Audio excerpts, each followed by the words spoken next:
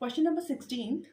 Between 1 and 31, m numbers have been inserted in such a way that the resulting sequence is an AP and the ratio of the seventh term and m minus 1 term number is 5/9, 5:9. Then find the value of n.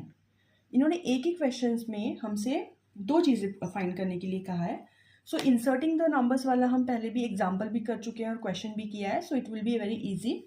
यहाँ पे m numbers को insert करना है तो हम assume करेंगे a1 a2 a3 up to am.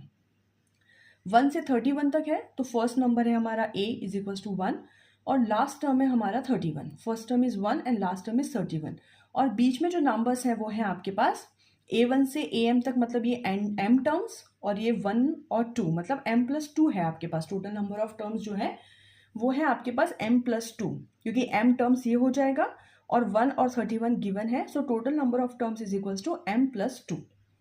Now formula of n terms ये होता है an is equals to a plus n minus 1 d. an हमारे पास गिवन है. यहाँ पर n की जगह आपको m+2 पुट करना पड़ेगा और a की जगह हम 1 पुट करेंगे. इसकी हेल्प से हमारे पास जो d है उसकी वैल्यू m के टर्म में आएगी. That is d is equals to 30 divided by m+1. इसे हम फर्स्ट इक्वेशन देके स्टॉप करेंगे. अब जो अकॉर्डिंग टू क्वेश्चन उन्होंने बोला है कि जो सेवेंथ टर्म है और m-1 टर्म है इनका रेशो है 5/9. ठीक है, तो इसका वैल्यूज निकालते हैं. Seventh term means a plus 7d और m-1 term means a plus m-1 d is equals to 5/9. इसके बाद a की वैल्यू आपके पास गिवन है that is 1. So put 1. So it will be after the cross multiplication. जब आप cross multiplication करेंगे तो आपके पास ये वैल्यूज मिलेंगी. 9 का मल्टीप्लाई कीजिए 1 प्लस 7d में और 5 का मल्टीप्लाई कीजिए 1 प्लस m-1 इंटू डी में. सो सिंपल कैलकुलेशन है.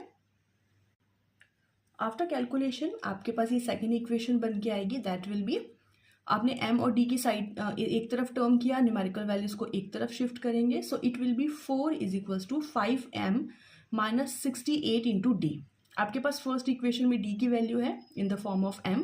बस आपको वही पुट करना है. इसमें d की जगह आप पुट करेंगे 30 डिवाइडेड बाय m+1. जो हमने d की वैल्यू निकाली थी इक्वेशन नंबर 1 में वो पुट करेंगे. अब आपके पास पूरी टर्म जो है वो m के फॉर्म में आ गई है.